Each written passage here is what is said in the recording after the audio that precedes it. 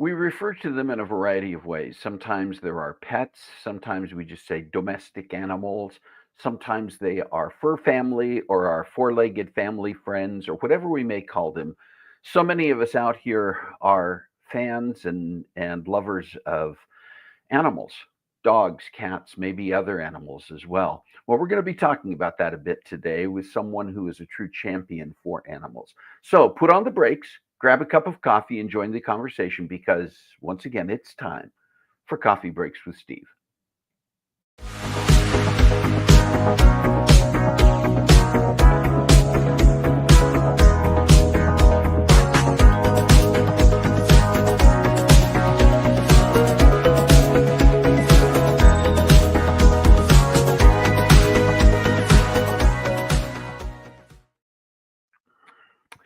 Welcome to Coffee Breaks with Steve on this Saturday, November 9th, 2024. I'm Steve, and this is the show where we put on the brakes for a while and join the conversation around our virtual coffee table to discuss interesting topics with amazing guests.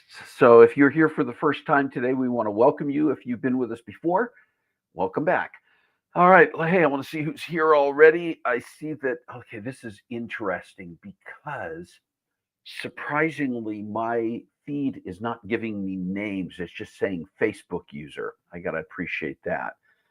Carissa in the background there, you can give me a thumbs up. Are you seeing the same thing on the StreamYard theme?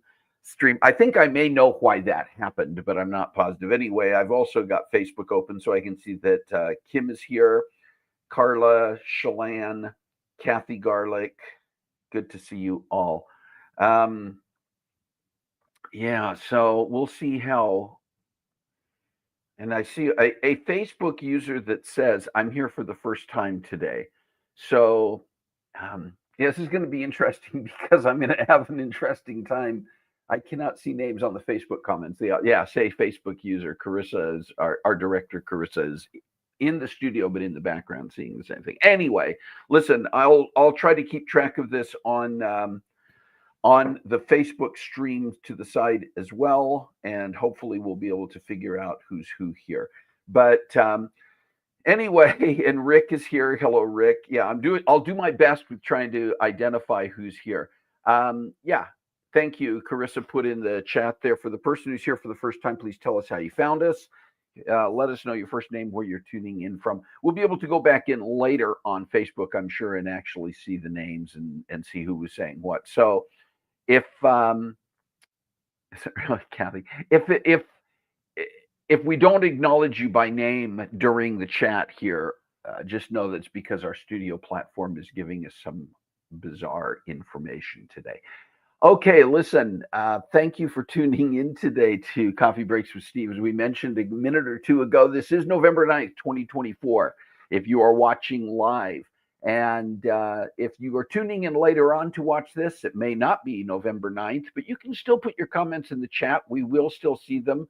Eventually, we will actually be able to see who's saying what here. So yeah, so you do have the opportunity to throw us off and confuse us a little bit today if you want to. Anyway, how are things going where you're at? I will say this on Coffee Breaks with Steve. We don't get into politics. We don't get into things that can be triggering for people for the most part. And we do discuss some interesting topics. So I'm not going to get into asking for a lot of comments or expressing a lot of opinions about the elections that took place in the United States last week. Just to say, I hope everybody's doing well. I know that one way or another, for a lot of people, it's a very stressful time to go through that, and in the aftermath of that for some people. But just hope everyone is focusing on self-care and being aware of your own needs and your own emotions. We'll just leave it at that for the moment. I want to get into our sweet and savory so that we have time to get into our topic and meet our guest today. So a couple of things coming up that I wanted to share with you. How many of you know what this coming Monday is on the US calendar? Anybody know what Monday is? You can put it in the chat. You don't feel the need right now to like associate your name and say, hey, it's me, Joe, whatever, even if your name's not Joe.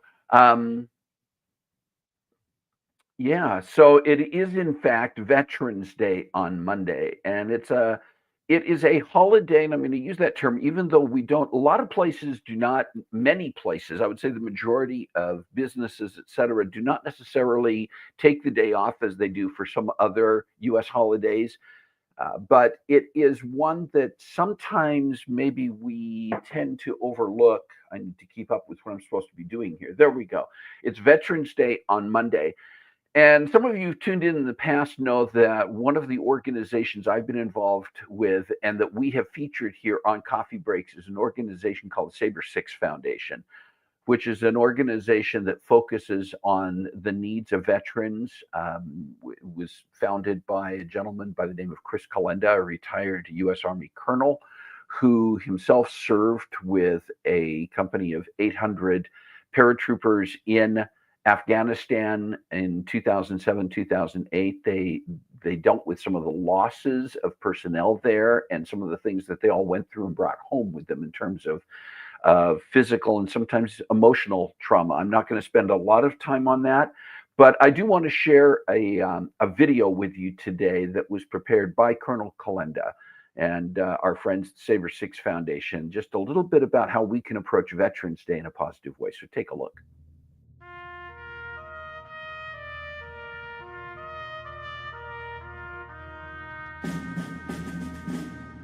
I'm retired U.S. Army Colonel Chris Kalenda. I'm the founder of the Sabre 6 Foundation, which helps veterans turn post-combat stress into growth by strengthening purpose, belonging, and well-being.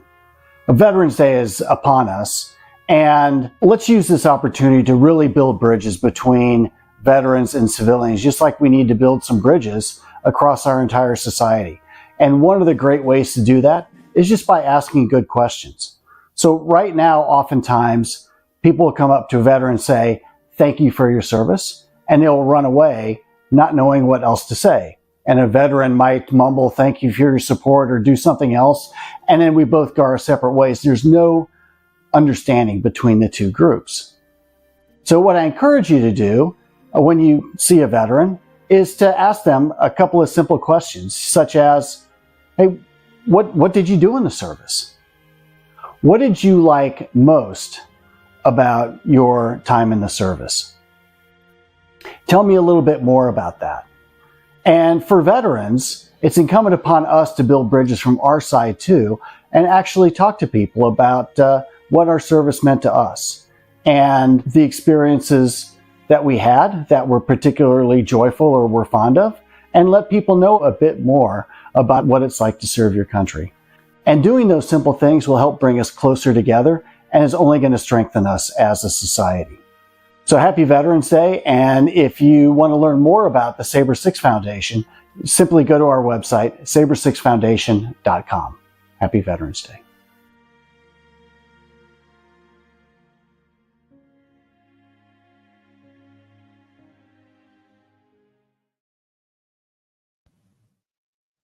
All right, an important message from Colonel Kalenda. And double check, I would just like to see a couple of comments as to whether you can hear me, because during that video, my microphone apparently came. It's going to be one of those days. Going to be one of those days where obviously we're dealing with some, thank you, technical things online. And you know what? We don't let that throw us.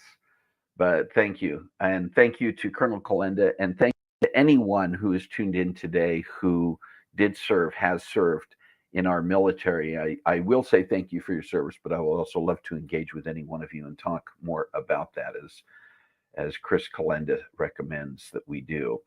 All right, we have one birthday this week that I want to acknowledge, and that is Kathy Glovin is celebrating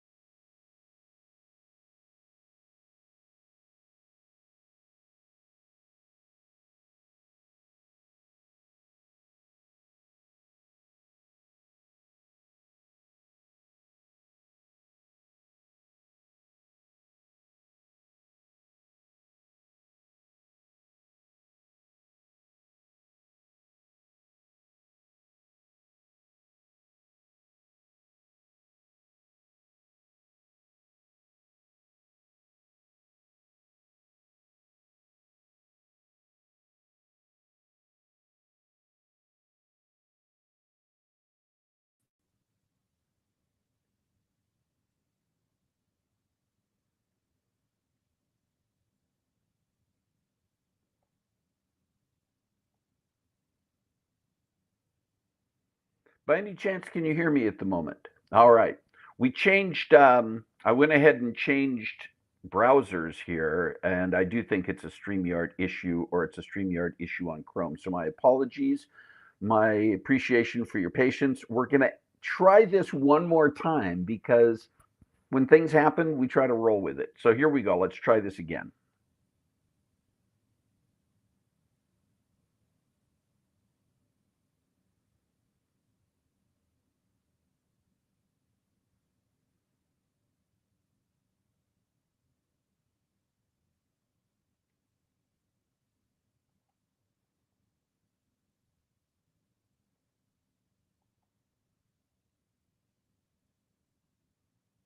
Still trying. Give us another minute here. This is what I love about our Coffee Breaks audience.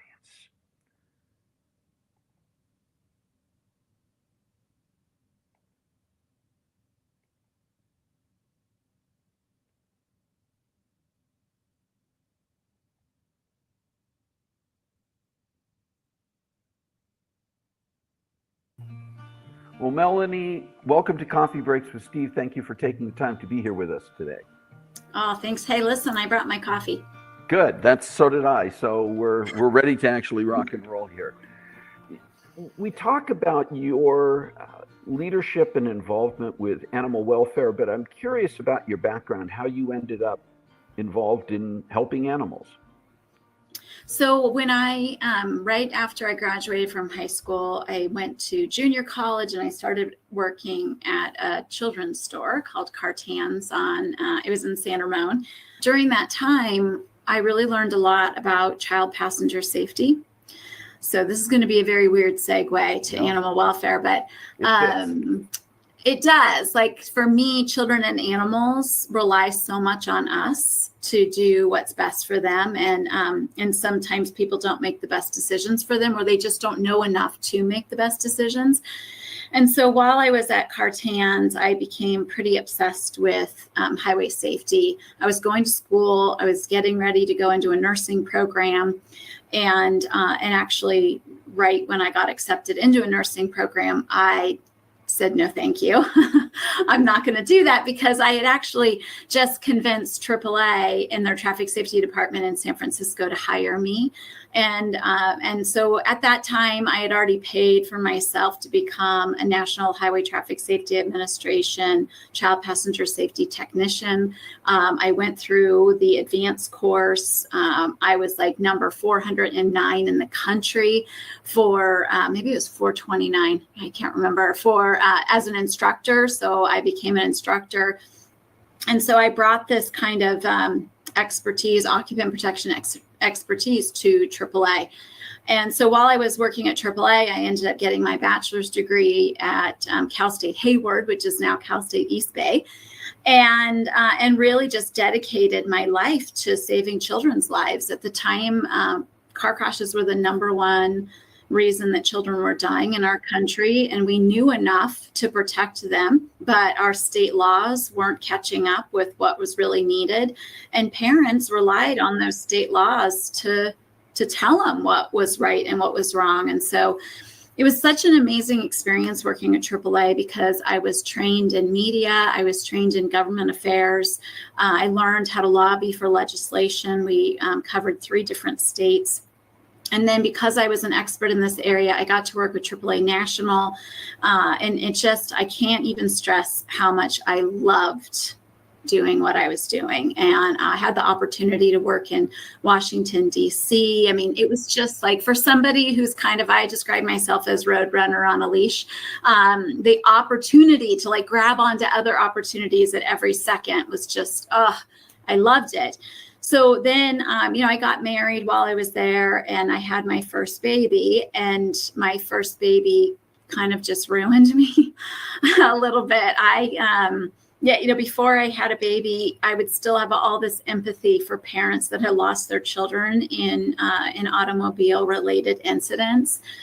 But it just completely hit me in a different way once I had a baby, and I just couldn't do it anymore, which was a really what a huge professional shift I had to make. So that's why I ended up opening a cat and dog supply store in downtown Pleasanton. And really that was not for me. So we had the store for 4 years. And in that time I'm just such a weirdo. I just have to be giving back. I have to be making a difference. And I had 2 more babies while I had that store, and I created the Downtown Merchant Group. I sat on the city's Economic Development Committee. I sat on the Downtown Association board. I just couldn't. So it made very clear to me at that time that my life's mission and what fulfilled me was to give back and make a difference with others. And so owning a store that really just benefited myself and my family, I couldn't do it. So that's why, working and I was already working with animals. I knew I had more of a strong tolerance for animal kind of issues. And so that's why I kind of segued into, helping our other most vulnerable population, young dogs and cats.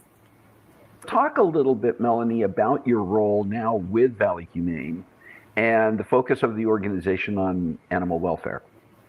So I'm really excited about where we are as an organization because I'm a little bit of a crazy person and can't keep myself contained. We've really kind of looked at how we can make an impact within our own community, but also how we can have an impact across the entire state of California and ultimately impact others in the country. And so here at home, it's not just about the animals for us, it's also about the people. And so we're really looking at, how do we combine health and human services with animal welfare? And to me, this is one of the biggest kind of issues that we face with animal welfare is that our government doesn't see that they're connected. And so the only time we ever really see the government acknowledging animals as part of the family unit is during natural disasters. And they had to learn that the hard way because people would not evacuate unless you provided an opportunity for the animals to evacuate as well. But we spend millions and millions, maybe billions of dollars, over the course of years feeding people, providing resources to make sure that there's food in our community. And yet we don't provide animal food. And so what we see is these programs are less effective because people are feeding their food to their animals. Right. And so Valley Humane, we supply over 250,000 animal meals a year in partnership with our health and human service nonprofits to make sure that food is being used the right way. And then we also know that over the course of the last few years, we've seen a 60% increase in veterinary care. And it's one of the biggest reasons that animals are ending up in our shelters is because people can't afford vet care. So we opened up a surgery center. We've been open about a year and a half, maybe a little bit less. We've already done well over 10,000 surgeries. And we're providing a really great resource to our shelter and rescue partners because in California, we can't adopt an animal unless it's spay and neutered. So the sooner we can get them through that process, the sooner we can get them into a new home. So that's been incredibly rewarding for all of us. And then we also have, I'm not going to tell you everything we do because we could talk too long, but we have this amazing pet assisted therapy program that, as somebody who comes from health and human services, they can be a little bit of a stressor sometimes. And maybe we downplay the impact that they're having on our mental health. But when we take these pet therapy dogs from our Canine Comfort pet assisted therapy program, and we sit them with a child who is struggling to learn how to read. And they're being required to read on a schedule that hasn't been built around their own learning, but around what the state says they have to do. The barriers with that struggle just start to grow stronger and stronger and stronger. And so once we can get them to sit down and actually start reading to the dog, it creates this positive reading experience. And so, I mean, I'll just share a really quick story that just means so much to me. We did this Pause to Read program at Valley Humane, and we don't usually have the parents come in because the children sometimes can get nervous just from the parent. But this time there was some renovations going on at the library, and so they were doing it at Valley Humane, and this man comes in with his son, and they sit down, and it kind of starts the way it's supposed to start. There's, this child has a book, and the dog's laying there ready to pay attention, and the dad's sitting off to the side, and the little boy starts reading. Well, our pet therapy handler looks over at the dad, and he's crying. And so when the whole session was over, we got an email from our handler saying, something kind of strange happened. I just want to give you a heads up. I don't know what it was. And the next day we got the nicest note from this father who said that his son has select mutism and that he had never heard his child's voice outside of his own home. And so these dogs have a huge impact on the ability for young children and even adults to really open up in ways that maybe we take for granted. So I love that program. We're all over the place. We do corporate stress release. We're corporate stress relief. We're in hospitals and all the school districts. And it has an amazing positive impact on our community. So I know I'm talking about what happens. So let me just tell you what happens on the state level. So I am the chair of the legislative committee for the California Animal Welfare Association. And so coming from my background at AAA and being able to advocate for highway safety legislation, having the opportunity to do that in animal welfare has just been amazing for me. It really, talk about job satisfaction. It just really fills my bucket. And so really we're looking at legislation that helps animals have a positive kind of experience in our shelters and in our community, and in consumer protection too. Because, I don't know if you saw the LA Times article about the puppy mills, and in the last 4 years, we've had 88,000 dogs come in to California.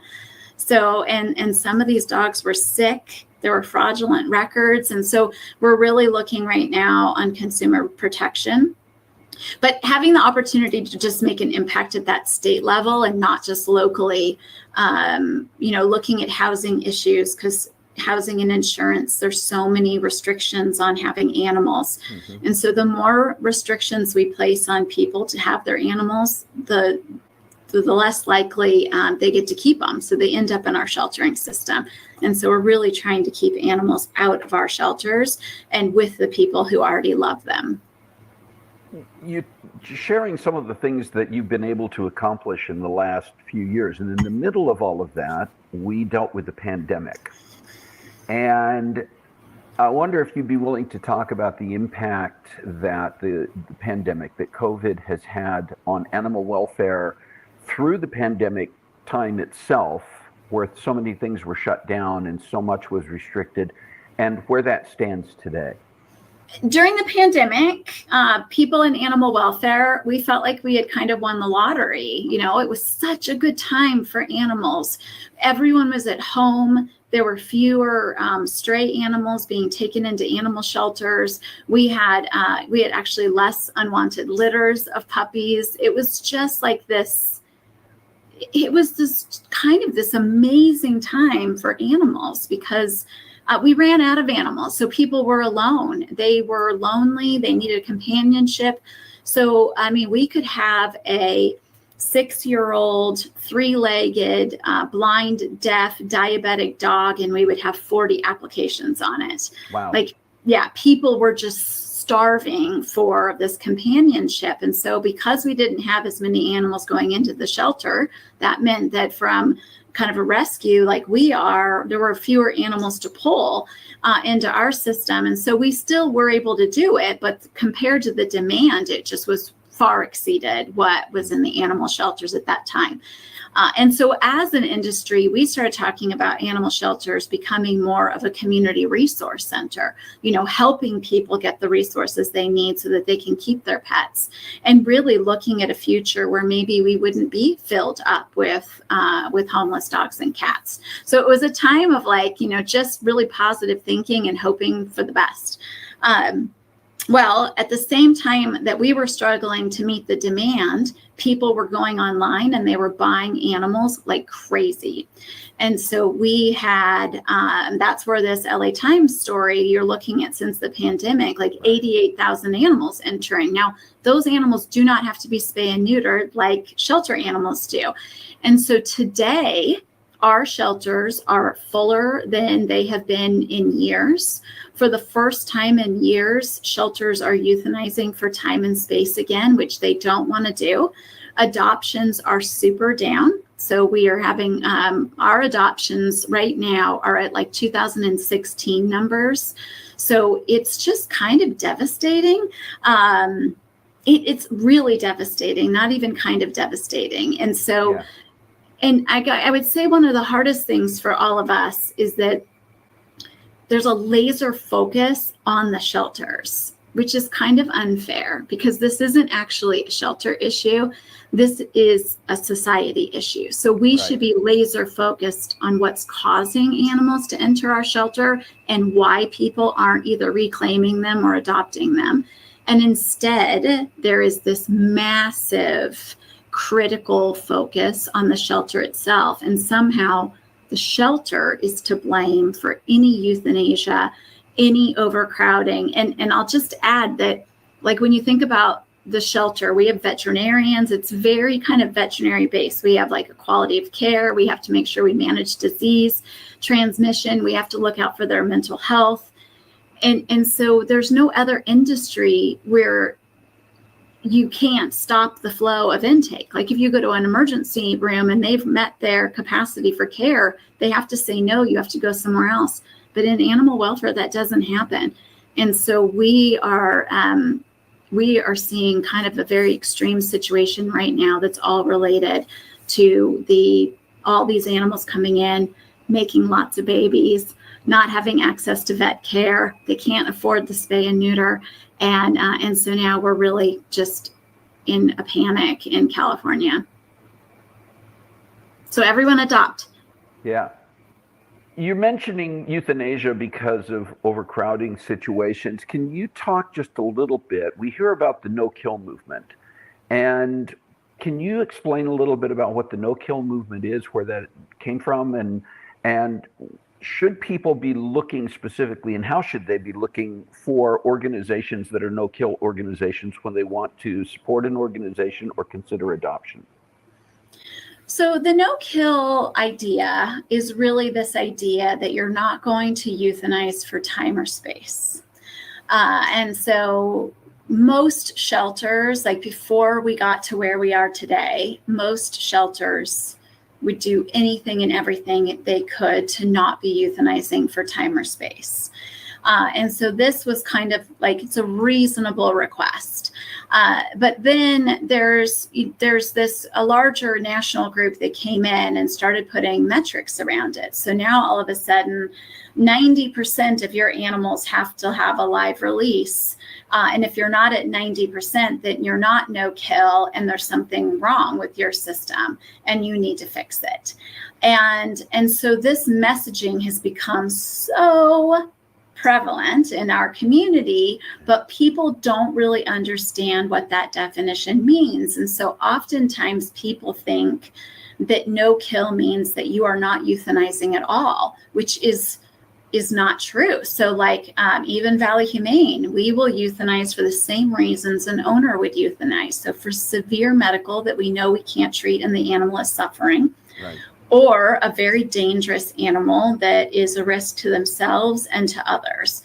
Now we, as Valley Humane, are a private intake facility. And so what that means is that we have the luxury, we are not government run. We are not required to intake animals. So we have the luxury of going and picking and choosing what we want. So the chances that we'll take in an animal that's like vicious is very slim. So those decisions don't happen very often with us. Now, sometimes we do bring in animals that are very sick, and that's because we have the veterinarians on site. And so we want to help those animals that are struggling medically because we have the resources to help them. But it's an unfair, I believe it's an unfair label to put, because I have choices that make myself be able to do things that these other shelters don't have. They don't have the choice. And so I'm not a fan of using the no-kill language. And I think everyone should be adopting from everyone. Don't pick and choose, because if you have a shelter that is a municipally run shelter, they are overwhelmed with animals. They need your help.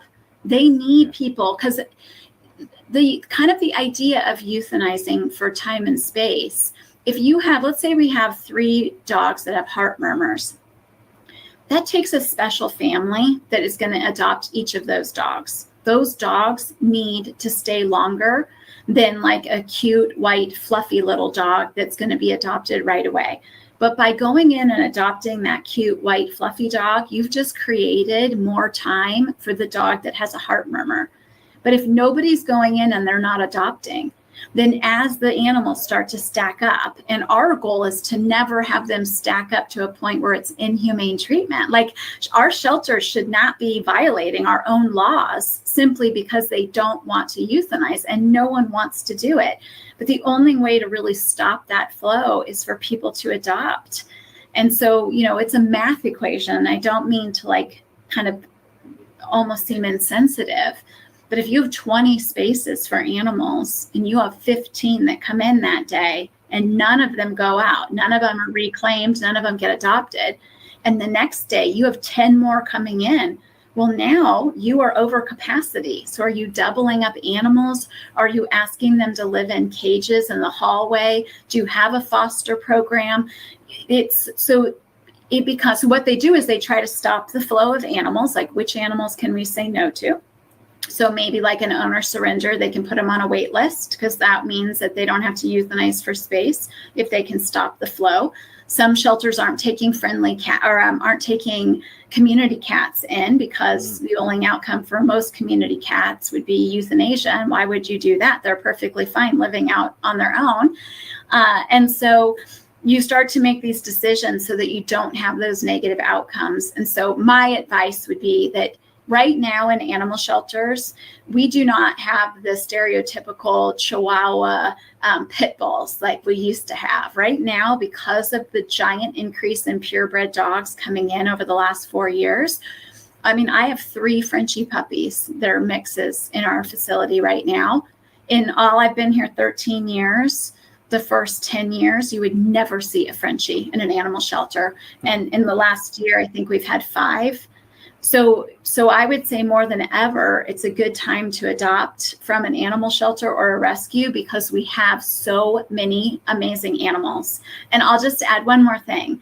The animals that are in shelters are almost always in shelters because of people issues, not because of animal issues.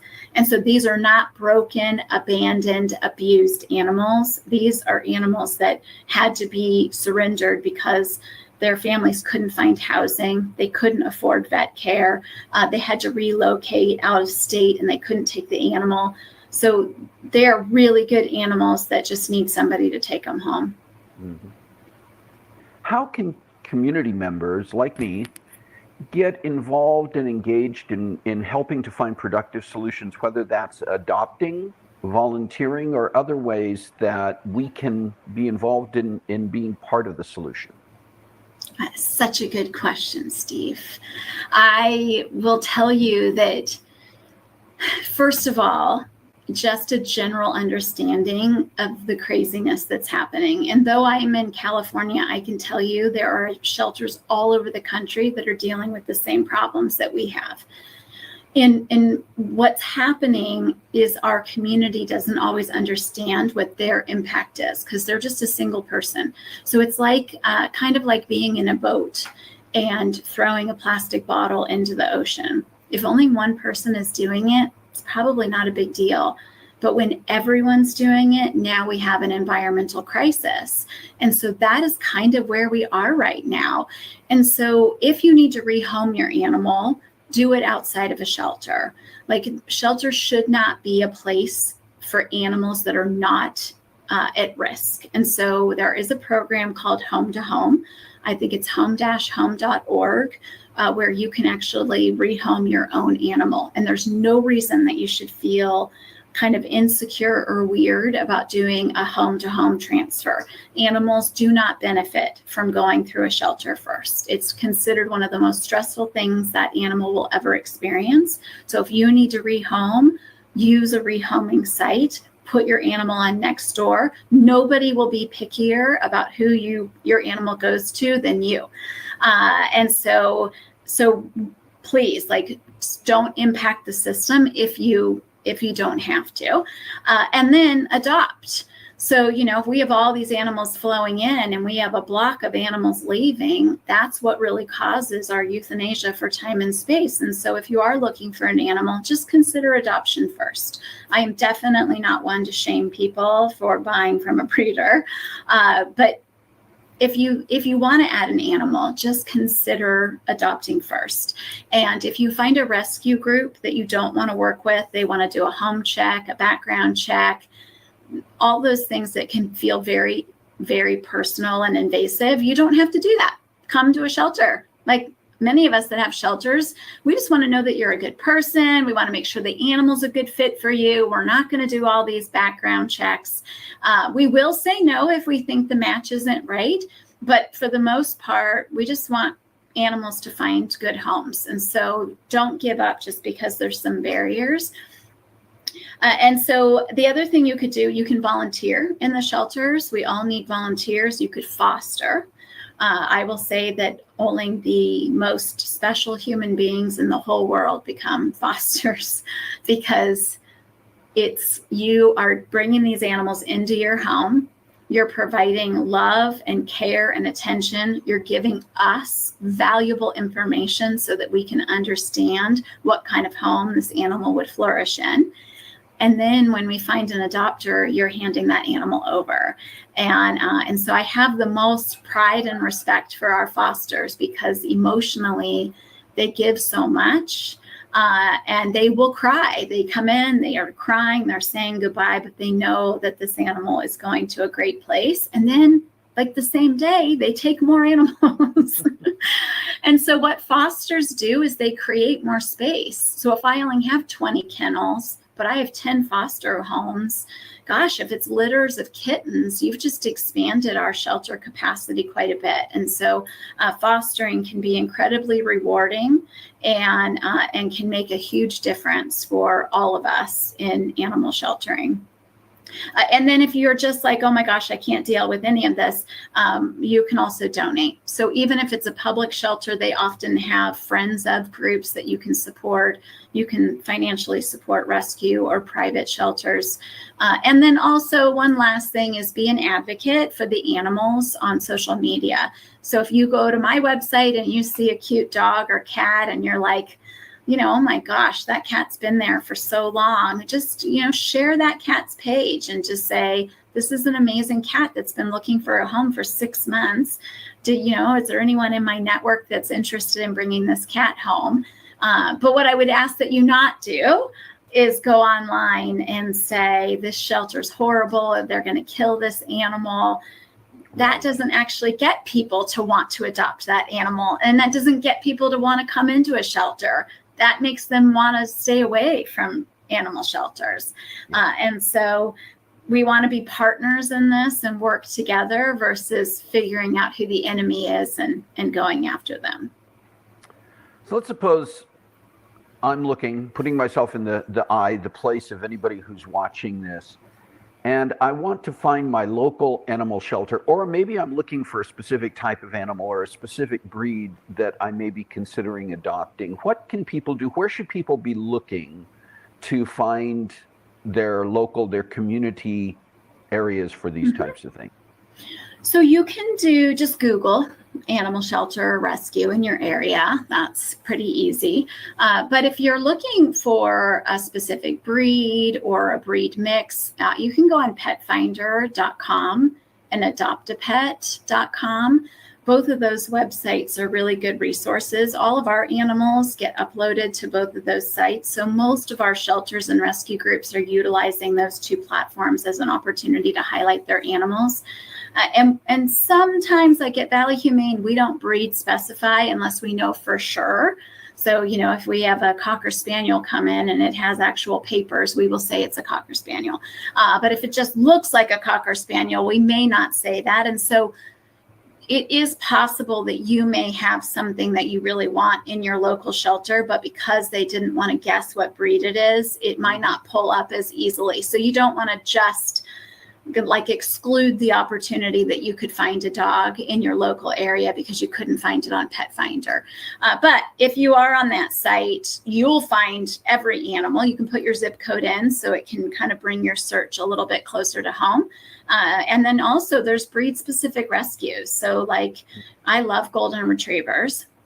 And we have NorCal Golden Retriever in California. And so every breed pretty much has a breed-specific rescue group that you can find.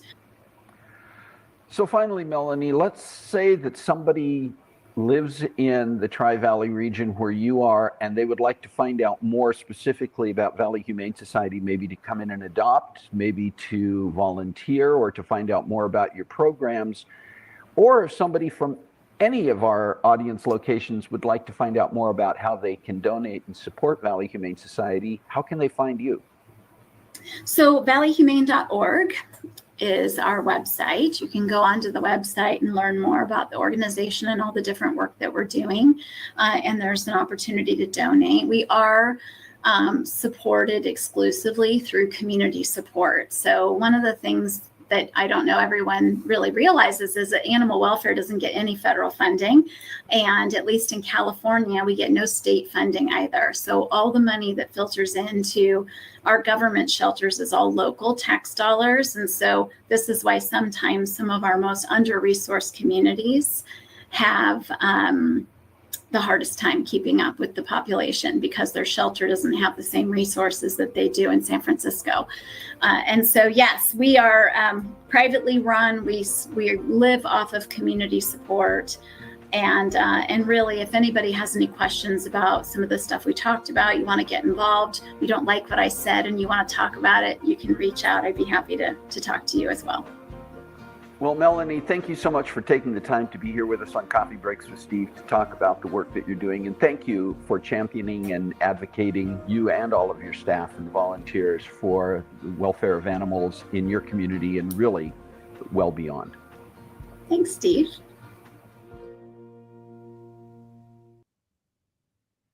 All right, first question, can you still hear me? Just want to make sure. I also want to say thank you. First of all, I want to say thank you again to Melanie Sadek for taking the time to join us on Coffee Breaks and for just really sharing, I thought, such great perspectives, some things that we don't always think about, that even when we go into a rescue organization and take home the cutest, fluffiest pet instead of the one that might need a little more care, then we're making room for some other animals in there. And I just really, Melanie has such a great understanding and she is such an important advocate. I also want to thank all of you again for making sure that you stayed with us through this, being patient with us through getting past some of the initial technical difficulties. We're going to continue to explore what may have been going on there because we don't want a repeat. And I want to share just very quickly before we let you go, if you can stick around for another just 2 minutes, we want to share what's going to be coming up on Coffee Breaks in the next couple of weeks. First of all, next week is a very, very, very, how many varies? Very, very, very, very, very special episode. It is our, you ready for this? Semi-quincentennial or 250th episode. 250 episodes that we're celebrating next week. So we have a special, you've already stuck with us for almost an hour today, but that was by accident. Next week, we are deliberately doing a 1 hour special. We're going to extend a little bit in order to accommodate some of the things that we want to talk about and share with you. And we're keeping something a little bit in our pocket in terms of who we're going to be featuring next week for that 250th episode. So we're just going to ask you to trust us and tune in next week to find out what goes on. And then 2 weeks out, on the 23rd of November, we have another very special guest, Lara Weber. Lara is one of a handful of female symphony orchestra conductors in the United States. There aren't that many of them. And she is the conductor, actually serves as the conductor of 2 symphony orchestras in addition to doing guest conducting with other orchestras. And we always love to talk about music. Lara has a really great message to share and story to share. So please be with us for that as well. And then we want to know, what are the topics that you'd like to discuss? Who are the guests that you'd like to see? As we ask each time, you can get back to us to let us know that and share your ideas by emailing us at cbwsteve@comcast.net. And then just a reminder to you, to let you know just how far we've come as we're approaching 250 episodes. 5.5 years we've been doing Coffee Breaks with Steve. 249 episodes as of today. 119 of those episodes have been with guests, and 87 unique individuals have joined us as guests on Coffee Breaks. And I just want to do one more plug here real quick and just remind you, if you were not already a subscriber to our YouTube channel, would you please go there after we're finished today and subscribe to the channel. You can actually find it by going to YouTube and putting in Coffee Breaks with Steve in the search, or you can click on the link that you're seeing here in the chat and go directly to our page and become a subscriber. If you're already a subscriber, would you share that with other people in your network? That's going to be the best way to a broad audience of getting out the guests and topics that we want to highlight on Coffee Breaks with Steve. And so once again, I make that plug, and I thank you for doing what you can to make sure that we are putting our show and our topics and our guests in front of a very broad audience. All right, you've already been very patient with us today, and I once again want to thank you for that. I want to thank Melanie one more time, and the work that the Valley Humane Society and other animal welfare organizations are doing to provide for those animals and for the people really who are being served through that. So once again, thank you. And once again, just remember that we all have things, whether it's animal welfare or something else, we have things that we're passionate about. We have things that fulfill us to be involved in. And it can be something very local. It can be something on a much larger scale. So please find a way to make a difference in your world this week. God bless you. Have a great week. We'll see you next time on Coffee Breaks with Steve.